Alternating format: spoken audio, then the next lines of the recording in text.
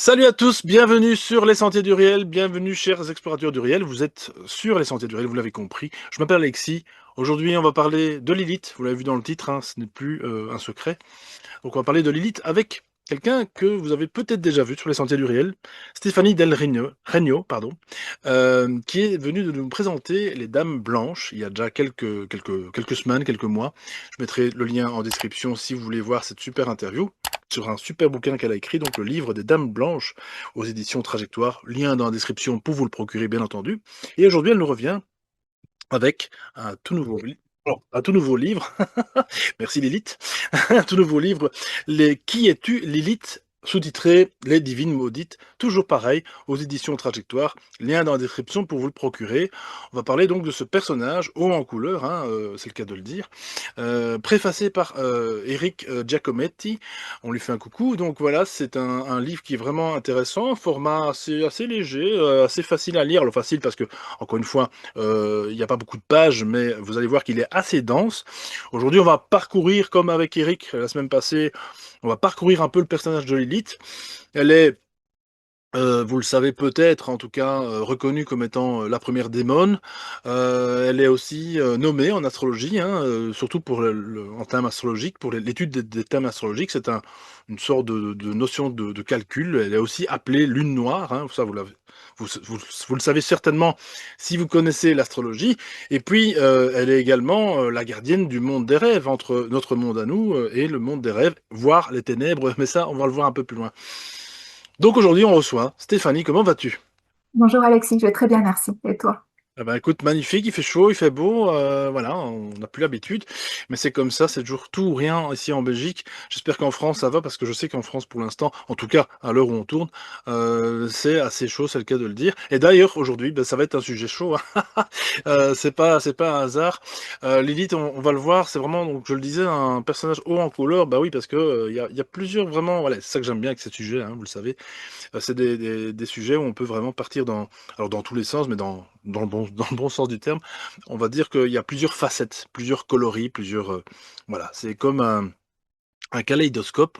On va voir qu'il y a plusieurs facettes autour d'un même personnage, un personnage biblique d'abord, hein, on peut le dire. Oui, tout à fait Alexis. Lilith est un personnage très complexe et protéiforme et qui nous suit jusqu'à aujourd'hui et qui s'incarne encore plus aujourd'hui, hein, parce que Lilith, on l'a souvent mise au banc des démons, au banc des accusés, au banc des femmes qui détournent les hommes de Dieu. Mais Lilith est bien plus que ça. Mm. Et je pense que ça, c'est vraiment personnel, mais je pense qu'elle vit quand même et qu'elle vibre en chaque femme qui existe sur cette terre. Oh là là! Mais ça, je l'ai peut-être déjà compris. Alors, on va voir là, c'est no offense, comme ils disent en anglais. On va voir un petit peu pourquoi ci, pourquoi là, pourquoi ce que Lilith est si finalement, comme tu l'as très bien dit, hein, elle est décriée finalement. Lilith, ça fait peur, ça inquiète. C'est pas toujours, voilà, c'est un peu la succube, hein, comme tu l'as dit aussi. C'est un peu la succube, et c'est vraiment, bah, en général, toujours comme tu dis, voilà, toujours un petit peu connoté démonologie, etc. Et donc, il n'y a pas que ça. On va voir justement qu'il n'y a pas que ça. Alors, peut-être pour bah, commencer un peu par le début, hein, puisque encore une fois, j'ai dit que c'était un peu une interview, voilà, de manière didactique, on va un peu connaître ce personnage pour les personnes qui ne connaissent absolument pas Lilith, parce que je suis sûr qu'il y a certaines personnes qui ne connaissent pas Lilith. Donc là, on va revenir un peu aux origines de la création, notamment avec Dieu qui crée en 7 jours le monde. Alors, enfin, en 7 jours, le 7 jours, il se repose, mais le sixième jour, il crée l'homme, dit Adam. Alors, Ouais, alors, est-ce qu'on peut être, d'ailleurs, on va pas être sûr que Adam soit le premier homme, soit le premier humain créé. Donc ça, c'est intéressant. on est en fait dans la Genèse, on a deux passages de la création de l'homme et de la femme. Donc, dans le premier passage, enfin l'être humain est créé androgyne, homme et femme en même temps. Dans le deuxième passage, c'est la femme qui est créée à partir de la côte d'Adam. Donc c'est la fameuse Ève. Tout démarre de là en fait dans la Genèse parce que moi au départ je faisais mes recherches sur Adam et Ève. Et en cherchant sur Adam, je tombe sur Lilith. Donc du coup, Ève, je l'ai, ben, moi, mise au banc. Et puis, je me suis intéressée à cette Lilith, mais c'était il y a très longtemps, parce que là, la version que tu tiens, c'est une version augmentée de mon livre que j'avais déjà écrit en 2013. Quand tu regardes ces deux versions qu'on a dans la Genèse, hein, là tu te poses des questions parce que ce sont deux versions qui sont un petit peu contradictoires. Donc du coup, tu vas creuser, tu vas faire tes recherches et puis tu te rends compte que la première version, donc celle où l'homme est créé. Alors attends, parce que je me suis pris quelques notes, hein, parce que tiens, il faut rester précis dans ce sujet-là, puisqu'on parle de religion. Dans le chapitre 1, le verset 27, on a le mâle et la femelle qui sont créés en même temps. Donc, on a l'humain androgyne.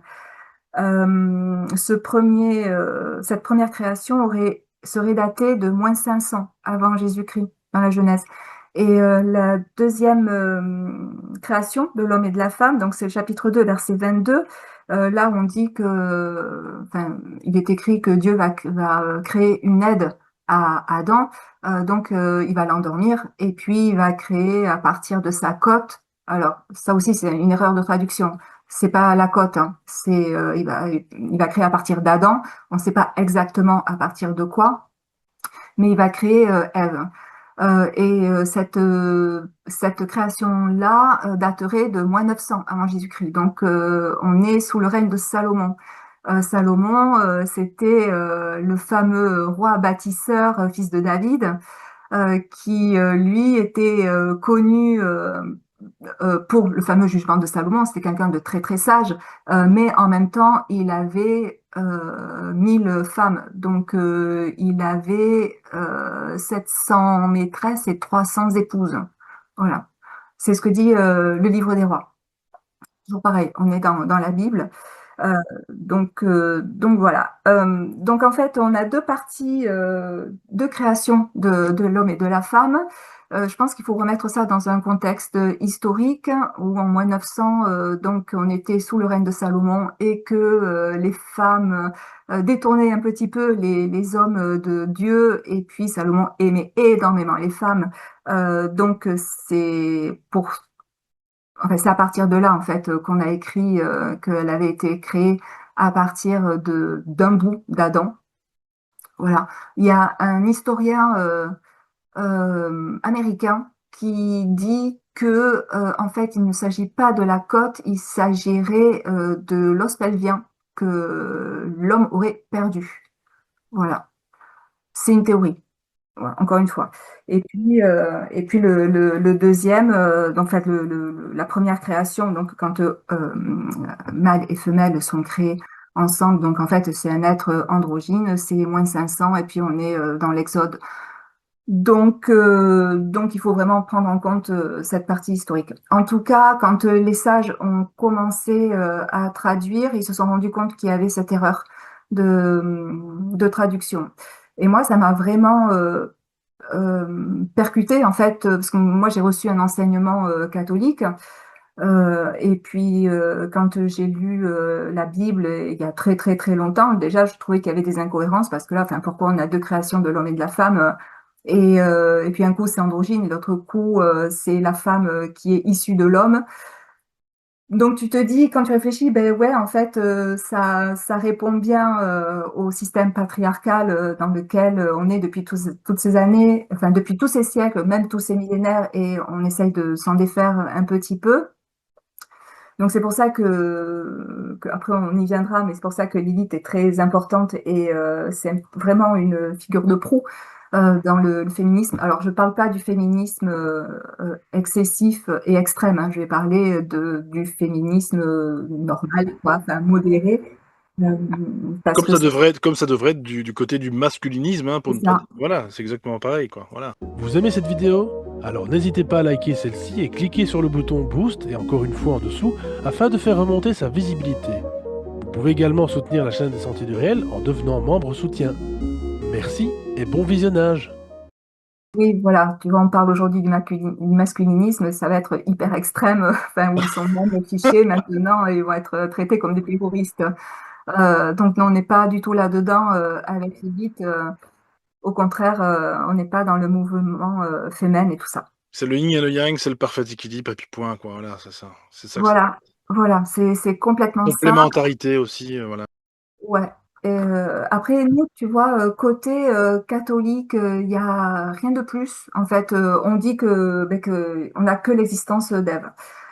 Mais moi, je me suis posé la question, est-ce qu'il existe vraiment une autre Ève, en fait, une première Ève? Parce que là, en fait, ce que je lisais dans la Bible, ça me satisfaisait pas et je voyais bien qu'il y avait une lacune. Donc, du coup, on part dans la tradition juive et qui est beaucoup plus abondante, qui est beaucoup plus explicite. Et là, on va notamment aller dans les textes médiévaux. Et puis, celui qui en parle le mieux, c'est l'alphabet de Ben Sira. L'auteur est complètement anonyme. Ça date du 9e, 10e siècle à peu près, où là, enfin, c'est écrit noir et blanc, que avant Ève, il y a Lilith et tout est expliqué. Alors, il y a plusieurs choses en fait. Enfin, enfin, Lilith, c'est un sujet vraiment, tu pars, enfin, tu découvres plein de choses. En tradition juive, d'ailleurs, c'est leur premier rêve, en fait, hein. Ça, Ouais, c'est carrément, quoi. Eux, c'est. elle est eux, reconnue. elle est reconnue, voilà. Tandis que dans la Bible, finalement, voilà, c'est. Pas du tout. C'est Non. juste une copie pâle, entre guillemets, du Adam, hein, de l'homme. Parce que, alors, ça aussi, c'est un truc que je voulais dire, mais en français, faut quand même faire la différence, c'est qu'en français, en langue française, finalement, l'homme et la femme, bah, de par le mot homme et femme, représentent bien sûr leur genre, mais la femme n'est que l'individu finalement marié, voilà, à l'église ou peu importe. Et l'homme, par contre, lui, carrément, il représente et à la fois le genre, mais aussi carrément la race humaine, quoi. Quand on dit l'homme, c'est l'humain en général. Mais pourquoi Oui, oui. voilà, pourquoi on dit l'homme déjà? Enfin, bref, on devrait dire simplement les humains et puis point, quoi, c'est tout. Enfin bref, voilà, c'est pas pour. Et alors, il faudrait peut-être retourner aussi, ouais, du côté de la Mésopotamie, ça c'est super intéressant. Lilitu, Lilitou, c'est ça comment est-ce qu'on le prononce celui-là, je ne Ouais, sais c'est pas. ça. Il est tout. Alors, parce que en fait, tu te rends compte quand tu creuses le sujet, Ouais, tu te rends compte en fait que personne n'a rien inventé. voilà. Et que Lilith existe déjà dans les textes, sur les tapettes d'argile de Mésopotamie, et que tu as quasiment l'entièreté des chapitres de la Genèse qui sont déjà écrits sur les tablettes d'argile, en fait. Donc, on n'a absolument rien inventé du tout. On s'en est juste servi comme on le voulait bien à l'époque. Voilà. Donc ça, je vais pas rentrer dans les détails politiques, hein, on va pas en parler. Mais, mais en tout cas, juste pour revenir dans la Bible, nous, notre traduction catholique, Lilith est mentionnée à deux, trois reprises à peine. Il n'y a jamais écrit Lilith. En fait, elle est sous forme d'un animal, d'un oiseau démoniaque. En fait, c'est toujours elle qui vient embêter tout le monde. Voilà, mais c'est tout. Son nom n'est pas absolument pas mentionné. Alors que dans la tradition juive, ben on l'assume. Voilà, c'est comme ça. Et donc, dans ces textes mésopotamiens, ouais, elle revient à plusieurs reprises. Elle est la fille du dieu du vent, donc du roi Enlil, enfin du dieu Enlil. Elle revient dans des poèmes, le poème d'Inanna. Elle revient dans pas mal d'écrits en fait mésopotamiens. Et je pense que les sages juifs ont eu plus de courage et plus d'humanité, en fait, en parlant de Lilith et en osant dire ce qui s'est passé, en gros, et que les catholiques n'ont pas eu ce courage-là. En fait, ils ont fait de la censure déjà. Voilà. Quand tu regardes les textes juifs et puis notamment cet alphabet de Ben Sira, parce il y en a d'autres, hein, il y a beaucoup d'autres textes juifs hein, qui en parlent. Mais quand tu regardes cet alphabet de Ben Sira qui est très complet, tu vois dès le départ en fait que Dieu a créé l'homme et la femme en même temps. Donc ils ont été créés à partir de la terre, à partir d'argile. Donc ils sont égaux. Ils sont égaux, l'homme et la femme. Ça, c'est énorme et je pense que ben, ça dérange aussi, hein, parce que nous, après, c'est tout le château de cartes en fait, qui s'effondre. Donc, ils ont été créés ensemble à partir de la même matière. Et comme ils étaient censés être égaux, il y a l'alphabet de Ben Sira qui raconte, donc je te la fais courte, hein, mais au bout de un moment, au moment du coït, elle voulait être au-dessus d'Adam. Et lui, ben, ça lui plaisait pas parce qu'il voulait quand même dominer. Donc, du coup, elle a laissé en plan, et puis lui, il est allé pleurer dans les dieux, les jupons de Dieu, pour lui dire qu'elle avait été méchante avec lui, qu'elle n'avait pas voulu se soumettre. Et donc, elle a été chassée du jardin d'Éden, et avec une malédiction. Voilà. Et après, c'est à partir de là qu'elle bascule dans la démonologie. D'accord, OK, OK. Ça, c'est intéressant. À noter qu'effectivement, tu parlais de terre, de glaise. Ça, on le sait dans la Bible, ça c'est relativement connu, ce passage au niveau de la création. C'est, que Adam, effectivement, voilà, si on décortique en hébreu, je pense, c'est terre rouge, je pense, si je ne m'abuse. Adama. Et Mm. par contre, ce qui est bien, pour Lilith, enfin, ou pour Ève, pardon, excusez-moi, c'est que c'est celle qui donne la vie, donc je trouve ça très, très beau en fait, donc aussi quelque part comme, voilà, comme description en Oui, mais hébreu, donc bon, ok, elle donne la vie, mais regarde dans quelles conditions. ouais, bien sûr, ça si c'est Dieu qui en a décidé ainsi, voilà. Et donc alors par contre, j'avais lu quelque part d'autre que dans le livre ici, que, je sais pas si tu le sais, c'est que Lilith aurait été proposée comme première femme plutôt que Ève. Normalement, par Dieu, à Adam. Je sais pas si je sais plus où je l'ai lu, il faudrait que je retrouve la référence. Est-ce que c'est sur internet, dans un livre? Je ne sais plus.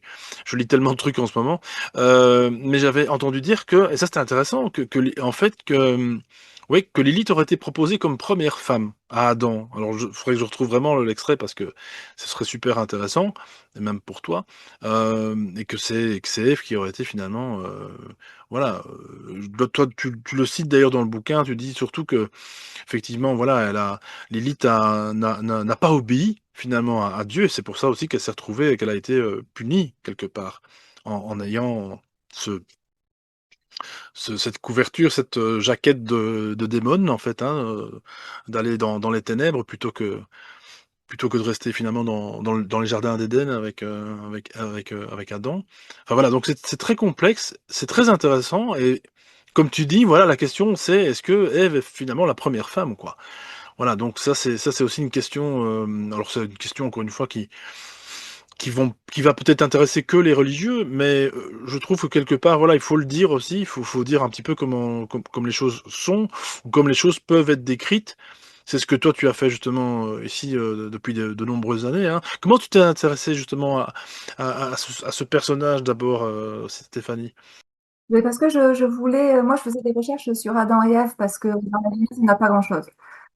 Donc, je voulais aller plus loin, et puis c'est en cherchant sur Adam que je suis tombée sur Lilith. Et là, de suite, enfin, c'est elle qui m'a attirée. Parce que j'ai découvert derrière tout un monde, enfin, tout des mondes, enfin, vraiment plusieurs mondes complètement ahurissants. Et puis, et moi, ce que j'ai surtout aimé dans ce personnage, c'est sa profondeur. Parce qu'on va la retrouver partout, alors que Ève, c'est un personnage lisse, en fait, qui est là pour obéir à son mari, et puis pour enfanter dans la douleur, point barre. Et on va pas plus loin. Elle n'a pas de personnalité, Ève. En tout cas, on ne lui en donne pas. Et elle mériterait d'en avoir une. Alors que Lilith, par sa capacité à dire non, sa capacité à s'affranchir, après elle connaît les conséquences, mais elle est super loyale, elle y va quand même. Parce que la malédiction que Dieu lui a donnée, c'était donc donc elle a été chassée du jardin d'Éden. Et puis, alors il y a plusieurs versions aussi, mais ça on va encore y retrouver dans la tradition juive. Soit il y a une version qui dit qu'elle est condamnée à perdre chaque enfant qu'elle enfantera. Et il y a, donc en fait, elle pleurera toujours ses bébés mort-nés. Elle pourra jamais être mère. Et deuxième version, c'est celle qui est la plus répandue et qui existe encore aujourd'hui. On la traite de dévoresse d'enfants, et de voleuse de mari. Donc, tu vas encore retrouver aujourd'hui des amulettes aux portes des maisons ou dans le berceau des nouveau-nés à l'encontre de Lilith pour qu'elle ne touche pas aux enfants, en fait. Et qu'elle ne vienne pas prendre le mari parce que, comme on disait aussi, donc elle devient démon et elle devient première épouse de Samaël, donc le prince des ténèbres. Et donc, par la force des choses, elle devient succube. Lui incube et elle succube. Donc, on la traite de démone de la luxure et de voleuse de mari. Euh, Sauf que quand tu creuses encore le personnage et quand tu vas regarder tous les textes qui existent sur elle, tu te rends compte que c'est un personnage qui est hyper, hyper, hyper loyal. Donc, à chaque fois qu'elle verra cette amulette, elle ne touchera pas aux enfants, elle ne touchera pas au mari non plus. Et elle sera condamnée à vivre dans les ténèbres. C'est pour ça aussi, tu vois, que je voulais écrire ce livre et ça rejoint complètement les mouvements aujourd'hui, que ce soit en astrologie, donc tu parlais de la lune noire tout à l'heure, de c'est Lilith qui est derrière, les mouvements féministes américains notamment qui ont pas fait de la récupération, mais qui s'adossent le nom de Lilith parce que c'est une femme complètement libre et complètement, enfin une femme, un archétype, on va dire. Un archétype, enfin pour moi c'est l'archétype féminin primordial, en fait. Voilà. Et elle a essuyé des injustices, elle a essuyé des jugements, euh, mais en même temps, elle est toujours restée digne et droite, toujours. Mais voilà, et ça, c'est magnifique ce que tu dis, parce qu'en fait, c'est comme ça que l'homme devrait considérer une femme, en fait, c'est de se dire que, sans faire de prosélytisme, hein, mais de se dire que voilà, qu'une femme, finalement, ça doit pas être juste soumise, molle, enfin, tu sais, juste dire oui à tout, sans caractère, comme tu as très bien dit avec Ève, voilà, qui n'a pas de couleur, qui n'a pas de caractère, en somme, qui n'a pas de personnalité, quoi. C'est juste un PNJ, tu sais, un personnage non joueur, voilà, qui est juste là pour faire ce qu'on lui dit. Et il y a plein de femmes comme ça. Il y a aussi plein d'hommes comme ça, hein, actuellement. Mais il y a aussi plein de femmes comme ça. Et avoir juste cet équilibre de dire, bah, pouvoir dire non, comme tu dis, avoir ce caractère, et puis bah, avoir une personnalité de femme, justement, d'avoir son rôle, voilà, d'avoir sa polarité. Comme l'homme peut avoir sa polarité à lui, eh ben, la femme également. Et en fait, c'est ce que je disais, c'est complémentaire. Et ce serait le meilleur des mondes, finalement. C'est de se dire que voilà, que l'homme et la femme sont enfin, redeviennent enfin des hommes et des femmes, parce qu'en ce moment, on sait que c'est un petit peu chaotique. Et donc voilà, donc c'est vrai que c'est très rare. Et d'ailleurs, on le voit, hein, pour conquérir une femme actuellement, et vice-versa, ou un homme. Les couples, c'est une catastrophe. Je crois que c'est vraiment une période vraiment très compliquée. Et Oui, c'est très compliqué pour les hommes là. c'est Il très faut pas voir compliqué. un homme à notre période parce que C'est très du compliqué. coup on a plus d'élégance, on n'a plus Il n'y a plus de repères aussi. Il n'y a plus de repères, je ouais, pense. parce que en fait je vois bien en discutant avec mes amis, enfin on est tous des quinquas, Oui. mes amis célibataires, ils n'osent même plus Non. s'intéresser à une femme parce qu'ils ont peur d'une plainte en fait. Voilà, que un sourire, ça peut être derrière, il peut y avoir une main courante, que payer un verre, il peut y avoir une main courante, que ramasser quelque chose qu'elle a fait tomber, il peut y avoir une main courante. Donc, Demandez-leur. Bon, ça, c'est, tu vas me dire. ouais, On a tous un GSM, en vrai. Mais non, mais c'est une catastrophe. Et je pense que quelque part, il y a un message là derrière. C'est vrai que on vit avec une fausse image de. Enfin, on vit avec une fausse image de la femme, et les femmes vivent avec une fausse image de l'homme. Actuellement, tout est complètement inversé, complètement. C'est le chaos en fait, c'est le chaos total, et et voilà. Donc je souhaite vraiment aux personnes qui sont célibataires, qui découvrent, qui essayent de découvrir l'amour, enfin ou de le retrouver en tout cas. Je leur souhaite vraiment une grosse merde comme on dit, et vraiment toutes les chances de votre côté, parce que c'est vrai que voilà, actuellement, comme tu dis, que ce soit quinquagénaire, que ce soit beaucoup plus jeune aussi. Les jeunes aussi, j'ai reçu aussi une intervenante qui avait son fils qui avait une vingtaine d'années, c'est une catastrophe.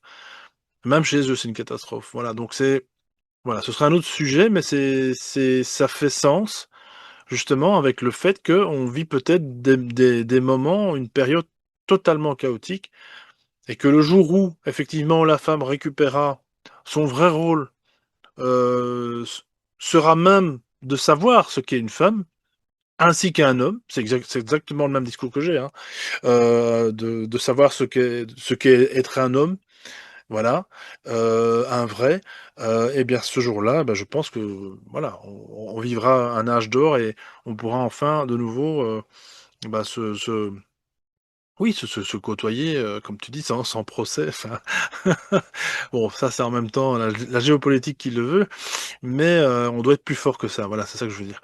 Mais donc, alors il y a On un doit truc revenir à notre essence même. exactement, il y a un En fait, truc c'est juste ça. Et puis peut-être couper les télés, arrêter quoi, avec ces bêtises. Parce qu'on entend matin, midi et soir, enfin, on est bombardé de choses qui essayent de nous faire peur, en fait. Donc, et puis là, ce qu'on essaye, c'est les femmes d'avoir peur des hommes et les hommes d'avoir peur des femmes.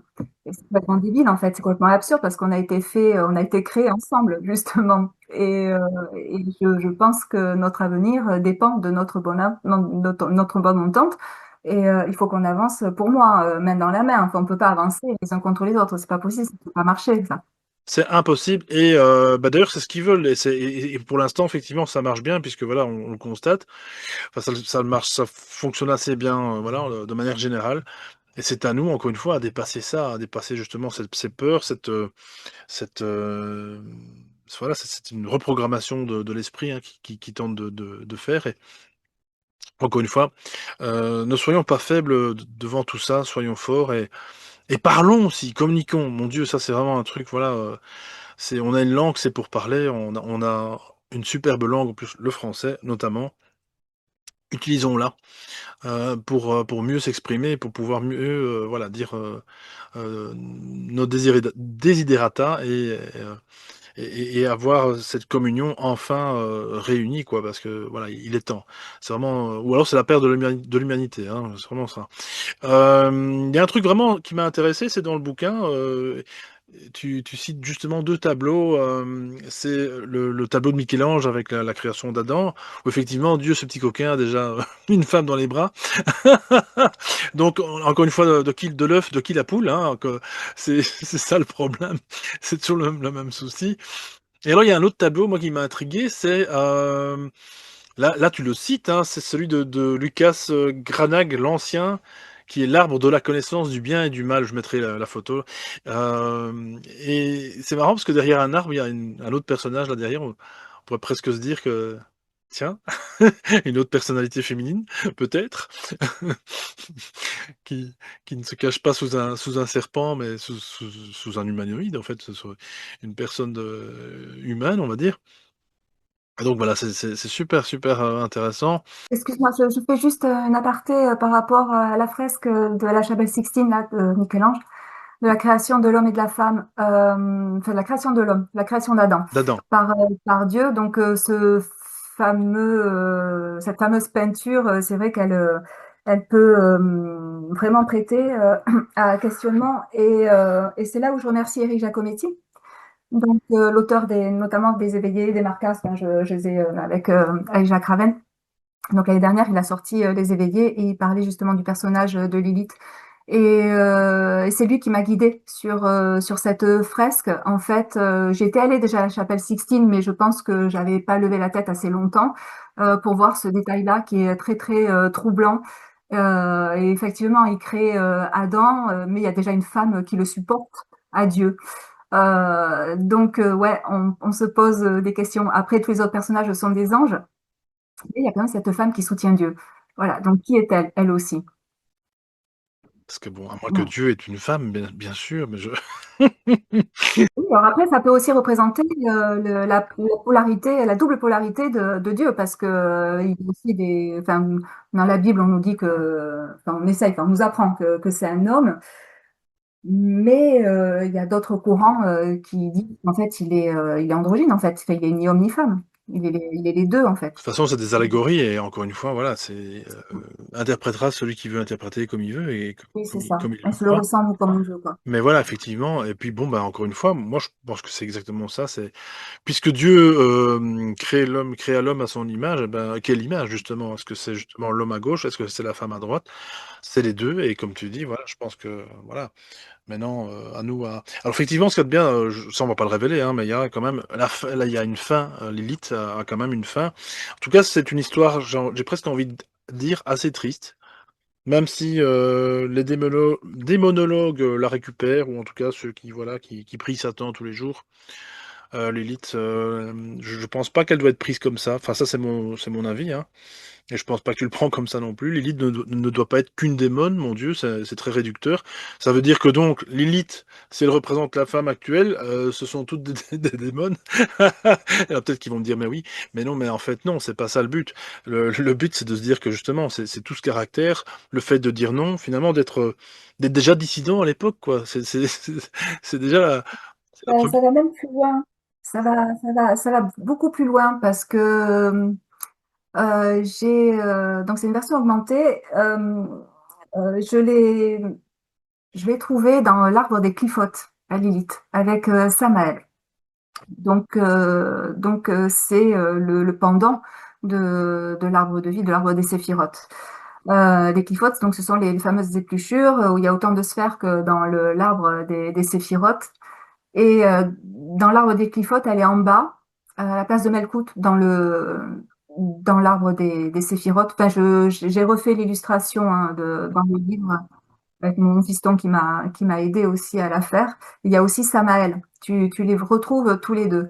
Et j'avais eu quand même quand je l'ai vu dans l'arbre des Clifotes, donc c'est grâce à une collègue qui faisait une nouvelle édition chez Alliance Magique, justement sur les clifotes, qui me dit enfin, on avait une conversation sur cet arbre des clifotes que je ne connaissais pas du tout. Je connaissais l'arbre des séphirotes, mais pas des clifotes. Et là, waouh, j'ai vu Lily, tu attends, ça m'intéresse. Donc j'ai pris le livre et j'en ai longuement parlé avec Marc Alévi, qui est kabbaliste hein, et qui est aussi un auteur et ami. Et puis, moi, j'avais une théorie. Je comprenais pas trop pourquoi dans l'arbre des séphirotes, on avait date. Donc, c'est une sphère, c'est la dernière sphère, mais qui est derrière et tu la verras toujours représentée en pointillé. Donc, en fait, c'est la conscience, c'est la connaissance date. Donc, OK, pour qu'elle soit dans l'arbre des séphirotes, c'est complètement validé, il n'y a pas de souci. Mais pourquoi date n'est pas dans l'arbre des clifotes non plus? Parce que ce soit, là, on est dans les épluchures. Donc, on est aussi dans le côté obscur de l'être humain. Et il y a aussi cette connaissance dans le côté obscur. En fait, on n'est pas conscient et doué de connaissances dans la lumière. On l'est aussi dans l'ombre, on est fait des deux, en fait. Et donc, je lui en parlais. Je lui disais, moi, je suis en train de reproduire l'arbre des Clifotes là, pour mon livre, mais quand même, je trouve que c'est pas normal que Date n'apparaisse pas, en fait, parce que c'est la connaissance aussi, donc, et on l'a aussi dans les ténèbres. Enfin, pour moi, c'est aussi divin, en fait. Et donc lui, il me répondait, il me dit, tu as tout à fait raison. En fait, la conscience, la connaissance, elle est partout. Elle est autant dans l'ombre que dans la lumière, en fait. Elle est partout. Donc c'est pour ça que moi, dans mon arbre des Clifotes, j'ai rajouté quand même date. Et qui concerne donc du coup aussi également Lilith et Samaël. Là aujourd'hui, donc c'est une émission sur Lilith, on est focalisé sur elle, mais Lilith, pour moi, n'est pas qu'un succube, n'est pas que celle qui a été chassée du jardin d'Éden. Je te disais tout à l'heure, pour moi, c'est vraiment l'archétype primordial féminin et qui a accès aussi à cette connaissance. Et c'est là où on retrouve euh, toutes les femmes de l'humanité, depuis la toute première jusqu'à aujourd'hui, et puis celles qui viendront après nous. On le sait qu'on se transmet des connaissances de femme en femme, on s'initie de femme en femme. Il y a même avec la mitochondrie, en fait, c'est juste transmis de femme en femme. On le sait, on est porteuse de vie, oui, mais on n'est pas que porteuse de vie, enfin, on n'est pas juste des génitrices, en fait, on n'est pas juste des vaches qui mettent en bas, c'est qu'on transmet beaucoup plus que ça. Aujourd'hui, on nous apprend à dire non. Euh, alors le non est souvent pas compris en face, parce que par éducation, par habitude, par machin, voilà, c'est tout. Mais encore une fois, enfin, pour moi, tout doit se faire dans la douceur. Tu parlais tout à l'heure du chaos. Il y a une célèbre maxime hein, qui dit ordo ab chaos. Donc l'ordre vient du désordre. Là aujourd'hui on est dans le chaos, ça c'est certain, mais je reste persuadée qu'à l'avenir l'ordre reviendra. Et cet ordre pour moi passe en premier lieu par l'homme et la femme ensemble et pas les uns contre les autres. Merci beaucoup. Merci à tous au nom de tous les hommes célibataires. Moi, je le suis pas, hein. Ça fait 20 ans que je suis avec ma femme, mais voilà, donc non, vraiment, je souhaite à tout le monde et à toutes les femmes aussi, hein, qui nous regardent, vraiment de pouvoir trouver vraiment, bah, votre miroir, votre autre, voilà, comme dirait la chanson et puis, voilà, je sais qu'il y a moyen, voilà, moi je vais vous révéler un truc, j'ai eu très longtemps à le faire. Maintenant, c'est fait, c'est établi. Et je vous assure, j'y croyais pas et voilà. C'est quelque chose qu'on ne croit pas, qu'on ne croit plus en fait. On peut même plus conscientiser que ça peut être possible. Ben en fait, si. Le problème, c'est qu'il faut pas trop le chercher. Si ça vient, ça viendra. Voilà, ça c'est un autre débat, mais voilà, c'est quelque chose de totalement vrai, dans ma véritude en tout cas, mais je crois aussi pour beaucoup de gens. Je pense que quand ça doit, ça doit. Voilà, c'est tout. C'est comme pour toutes les émissions qu'on fait pour l'instant. Je sais pas pourquoi, c'est ce que je disais à Stéphanie hors antenne. Vous avez vu Eric Raken la semaine passée avec le satanisme, et aujourd'hui on parle de Lilith. Lilith, où ça va s'arrêter, j'en sais rien. Mais en tout cas, voilà, il y a l'espèce de fil rouge, fil de Diane justement, qui en ce moment, voilà, est établi sur les sentiers. C'est comme ça, c'est pas moi qui choisis, hein. Ça vient. Et je voulais aussi remercier aussi, je l'ai pas fait au début, surtout Sarah hein, de votre équipe de groupe Pictos, parce que tu es quand même éditrice et autrice aussi, ça on l'a compris, mais éditrice du groupe Pictos, et donc euh, et donc voilà responsable. Coucou à Sarah qui m'envoie tous ces bouquins. Et petit aparté, je ne suis pas payé ni rémunéré pour en parler, hein. Voilà, comme ça c'est fait. YouTube, merci. Mais c'est surtout que voilà, c'est grâce à elle que je peux faire toutes ces belles émissions et rencontrer Stéphanie Del Ragno à nouveau sur les sentiers du réel parce que voilà, c'est vraiment une autrice à lire, à découvrir, une chouette femme aussi, vraiment, c'est ce que je disais. Mon Dieu, voilà, j'espère que vous rencontrerez quelqu'un comme Stéphanie. Et tu es vraiment bienvenue encore sur les sentiers pour une autre thématique quand tu veux, quand tu auras. Est-ce que tu as peut-être une exclue à nous proposer un jour, un livre qui est en préparation ou pour l'instant Ouais, j'en ai deux en préparation, euh, mais voilà, tant que c'est pas encore fini, tant que voilà, un je m'en petit indice peut-être, un petit sors indice. pas. Euh, Thriller, Pays Basque. D'accord, ok, magnifique, magnifique, ok, c'est pris. Mais on parle encore des femmes dedans, de D'accord, ce qui s'est. bah oui, voilà, c'est un peu ton fil rouge, mais en tout cas, merci de nous présenter aussi cette dimension féministe-là, et que je souhaite vraiment à tous les hommes de comprendre, parce qu'il n'y a pas que celle qu'on nous présente, justement, c'est ce qu'on disait, dans les médias, hein, comme je le dis toujours, ne vous laissez pas happer par ce féminisme extrême qui veut soi-disant remplacer un machisme extrême aussi. C'est ridicule, c'est complètement con. D'ailleurs, quand je dis souvent, ça c'est mon mot à moi, mais quand je dis souvent si on quitte le patriarcat pour un matriarcat, je dis oui, mais je sais comment ça va venir. Ça va être la même chose qu'avec le patriarcat, mais du côté matriarcat. Donc c'est stop. Faut arrêter. Faut dire maintenant stop au matriarcat, au patriarcat, et revenons à ce que notre essence première, c'est-à-dire notre polarité d'hommes et de femmes, et simplement vivons ensemble comme Dieu l'a dit, ou en tout cas dans la Bible, comme c'est décrit, et procurez-vous ce livre aussi surtout. Voilà, c'est tout petit, c'est un petit prix, c'est super facile à lire. Voilà, au chevet de votre lit, ou peu importe. Vous pouvez vraiment bah, vous y plonger. Il y a plein de détails qu'on n'a pas dit ici dans l'interview, parce que c'est quand même relativement dense. C'est comme avec Eric, il y a pas mal de versets de la Bible, mais qui sont super intéressants. Et encore une fois, bah, la Bible, c'est ce que je disais, c'est un peu le diable qui se cache dans les détails, façon de parler. On peut y découvrir plein de choses. Et j'aurais aussi envie de dire aussi de rajouter, voilà, dans la Bible finalement, ben, on a bien compris que finalement, ben, c'est ce que je disais avec Eric la semaine passée, en inversant un petit peu une pensée, en inversant un message, en le comprenant autrement, d'un autre point de vue on peut comprendre que Lilith, finalement, bah, c'est la femme à ne pas connaître. Parce que c'est justement elle qui, encore une fois, qui n'est pas soumise en somme. Et Ève, c'est vraiment, voilà, c'est comme ça, la femme devrait être comme ça. C'est ce que les chrétiens ont dit, en tout cas dans la Bible, c'est inscrit comme ça. Et je pense qu'on a compris le message qu'en fait, c'est écartez-vous de toute autre femme qui viendrait finalement troubler l'ordre de l'homme, du masculin. Et non, c'est pas ça. C'est voilà, ils sont complètement gourés. C'est très bien, on est en 2026, on a compris. On le comprend, ce micro, ma foi. On le comprend et c'est ça le message en fait. C'est de se renouer avec le féminin sacré. Et l'homme aussi doit se renouer avec le féminin sacré. Oui, oui, oui, je vous le dis. Oui, oui, oui, oui. Complètement. Et tu vois, et puis Lilith, je pense pour moi, je comprends qu'on puisse en avoir peur, parce qu'elle vient un peu bousculer et puis elle vient un petit peu réveiller et bouger les lignes. Mais dans un but d'amélioration et de perfectibilité, en fait. On n'est pas là pour descendre qui que ce soit ou pour tirer vers le bas qui que ce soit, au contraire. Et je pense que c'est un petit peu ce qui dérange. Voilà. Exactement, voilà, exactement. Ben, en tout cas, on vous fait des gros bisous, Stéphanie et moi. On se retrouve la semaine prochaine pour une nouvelle interview. Et oui, je vais essayer de continuer en été, hein. Là, pour l'instant, je suis en train de faire des émissions, de tourner, de lire beaucoup de livres. Donc, encore une fois, merci à Sarah.